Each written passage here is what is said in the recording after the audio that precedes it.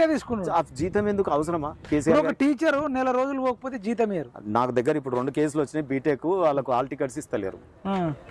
వాళ్ళ కాలేజీలలోనే ఆయన ఎంబడి ఉండే ఇంజనీరింగ్ కాలేజీలలోనే ఇప్పుడు 2 స్టూడెంట్స్ నా ఇంటికి పొద్దున వచ్చిర్రు. సార్ 75% అటెండెన్స్ ఉంటేనే ఇస్తారట అని. మరి మీ ఎమ్మెల్యే వాళ్ళ ఓనర్స్ ఎవరైతే ఉన్నారో ఇవాళ తెలంగాణ వచ్చినాక ఏమొచ్చిందంటే ప్రైవేట్ యూనివర్సిటీలు వచ్చినాయి. ఉస్మానియా యూనివర్సిటీ ఏమో చెట్లు ఎండిపోతున్నాయి, నీళ్లు రాకుండా, ఇక్కడ పిల్లలు అగమ్య గోచరంగా ఉండి లెక్చరర్స్ లేక, చదువులు లేక.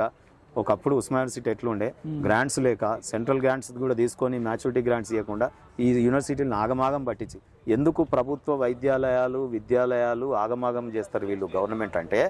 ఇవి ఎంత ఛిద్రమైతే ప్రైవేట్ యూనివర్సిటీలు పల్లి పట్టేలు పంచినట్టు పల్లరాజేశ్వర రెడ్డికి మల్లారెడ్డికి పంచింది కదా ఉద్యమకారులు అటాలు, దొంగ ఉద్యమకారులు. సో ఆ ప్రైవేట్ యూనివర్సిటీలు వెలుగొందాలంటే ఏం చేయాలి? వాళ్ళనే మంత్రి పదవులు పెడితే వాళ్ళు చట్టాలు చేసుకొని వాళ్ళ యూనివర్సిటీలు వాళ్ళు డెవలప్